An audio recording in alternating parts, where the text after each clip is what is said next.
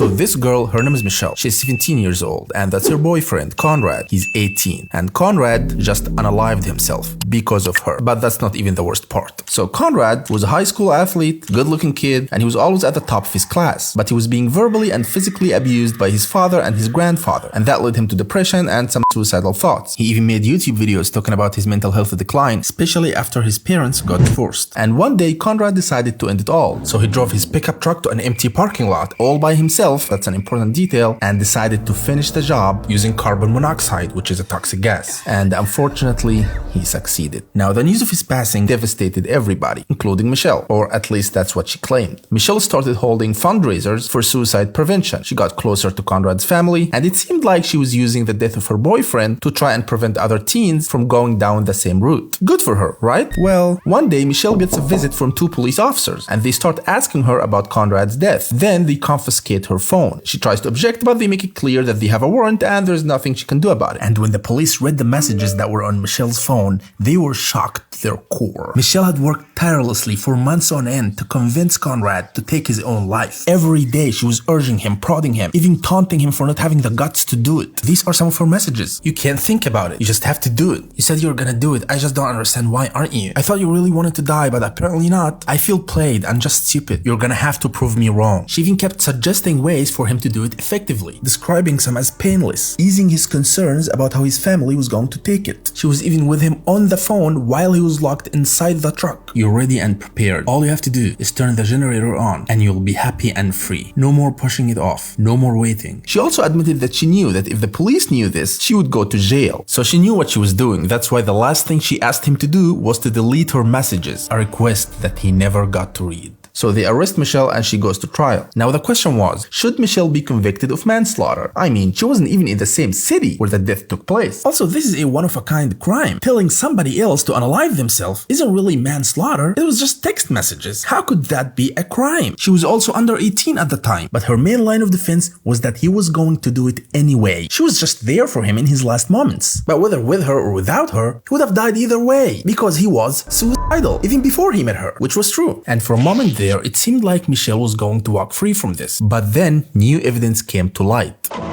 It was through the text messages that the judge knew that Conrad tried to leave that parking lot and continue to live. But Michelle stopped him. She told him that he couldn't continue living like that and he had to get this thing over with. So he obeyed her and stayed. She even confessed that to her best friend. Here's part of her confession. I was on the phone with him and he got out of the car because it was working and he got scared and I even told him to get back in. At this point, it became clear to the judge that if it wasn't for Michelle, Conrad Roy would have been alive today. She got sentenced to 15 months in prison but was paroled after 11, plus 15 months probation. Yeah, it wasn't the harshest sentence, but at least now everybody knows her name and face, so good luck to her finding another relationship for the rest of her life. And by the way, this true case was turned into a Hulu show that's available right now. It's a wild story.